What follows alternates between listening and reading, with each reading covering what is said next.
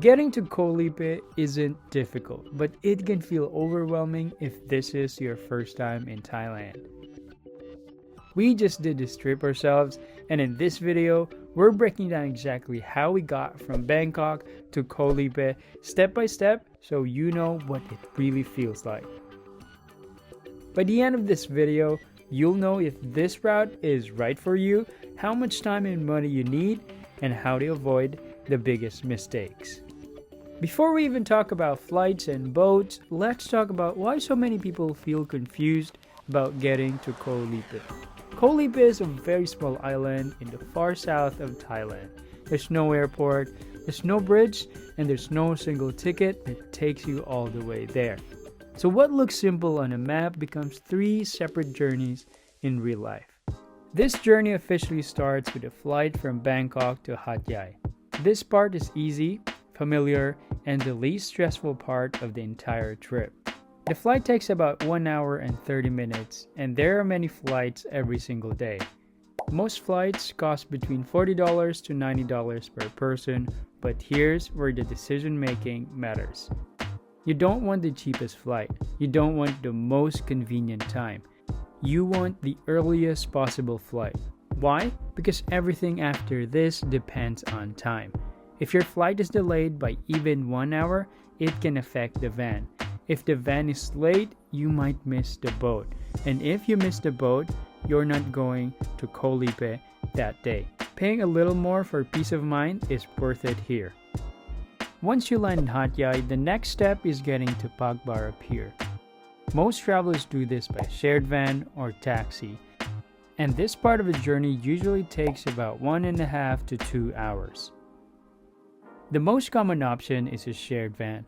Prices usually range between $6 to $8 per person. You can book these vans online or directly at Hat Yai Airport at the transport counters just outside the arrivals area. They run throughout the day and are easy to find. But if you're traveling during peak season, booking online in advance is usually the safer option.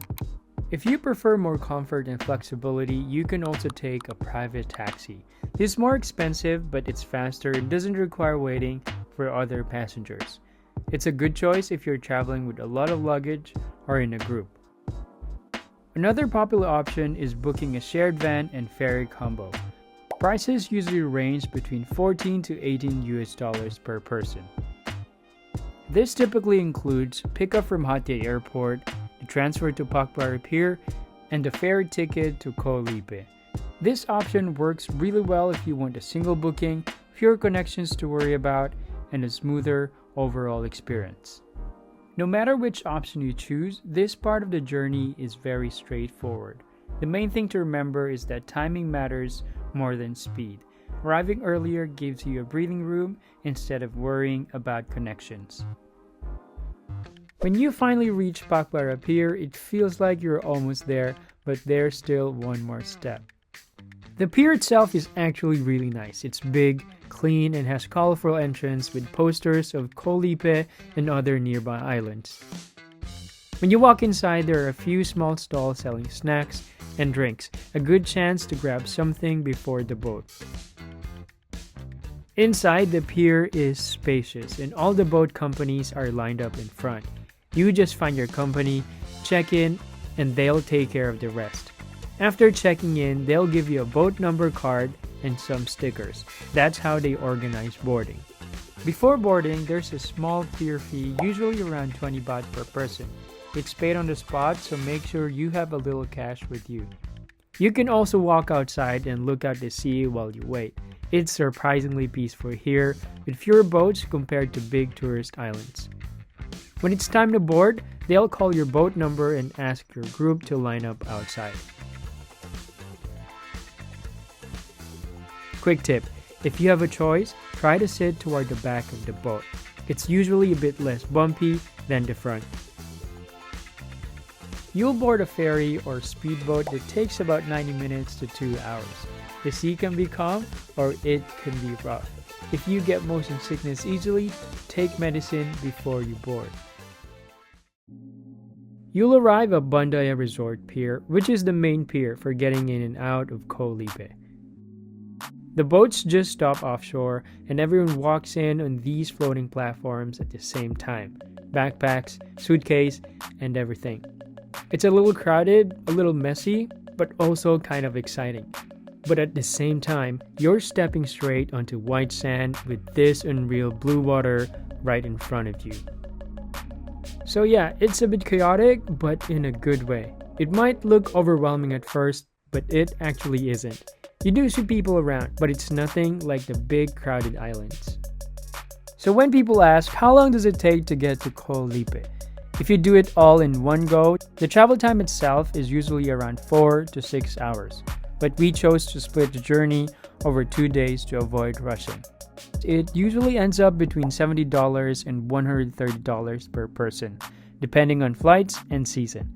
It's not cheap, it's not fast, but if you plan it well, it's completely doable. Before you lock in this route from Bangkok, there's one important alternative worth knowing about. Instead of flying to Hat Yai, you can also fly to Langkawi, Malaysia and enter Koh Lipe from there. For some travelers, this option is actually simpler and less tiring. We didn't personally take this route, but it's a common alternative for many travelers.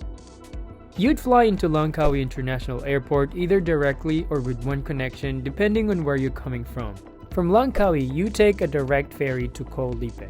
The boat ride usually takes about 30 minutes to 2 hours from Langkawi Ferry Terminal and it drops you off directly at Pak Bara Pier. No van, no long road transfers, just one flight, a short taxi, and one boat. Cost-wise, this route is more expensive. The ferry from Langkawi to Koh Lipe alone costs around $30 per person. So it's definitely not the budget option, but for some travelers, paying more means fewer steps, fewer transfers, and a much simpler journey overall. If we were doing this again, the biggest thing we'd change is giving ourselves more time, especially if you're coming from overseas. Instead of squeezing everything into one long travel day, we'd split the journey. Fly in, stay overnight near Hat Yai, rest, and continue early the next morning. That one change removes a lot of pressure. It reduces stress and it turns the trip into something calm and manageable. Koh Lipe isn't a place you want to arrive rushed. It's slow, it's quiet, and it rewards travelers who take their time. Because once you step onto the island, everything slows down. After a long day of travel, we are finally here. And in the next video, we'll show you what it feels like to arrive, the walking street, the beaches, food prices, and our honest first impressions. Let's see if it was worth it.